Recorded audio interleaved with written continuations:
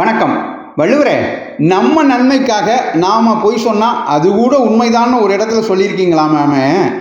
எங்கள் ஆட்கள் எல்லாம் பொய் சொல்கிறதுக்கு அந்த குரலையே ஒரு சாக்காக வச்சுக்கிட்டு இருக்காங்க.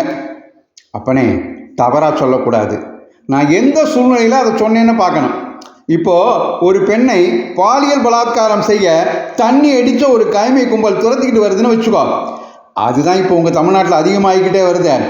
அப்போது நீ அந்த பொண்ணை உங்கள் வீட்டில் யாரும் கண்டுபிடிக்க முடியாத இடத்துல மறைச்சி வைக்கிற. அப்போது துரத்திட்டு வர அந்த கைமை கும்பல் உங்ககிட்ட வந்து கத்தியை காட்டி மிரட்டி அந்த பெண்ணின் அடையாளங்களை சொல்லி எங்கே போனான்னு கேட்குது. அப்போது உண்மையை சொல்கிறதா சரி? அந்த பொண்ணு இந்த பக்கம் வரலைன்னு சொல்கிற பொய்யா இருக்கே, அது அந்த பொண்ணுக்கு மட்டுமில்லை, நாட்டில் ஒரு குற்றச்செயல் நிகழாமலும் தடுக்குது. அந்த கைமை கும்பல் தண்ணி போதையில் தவறு செய்யாமலும் தடுக்குது.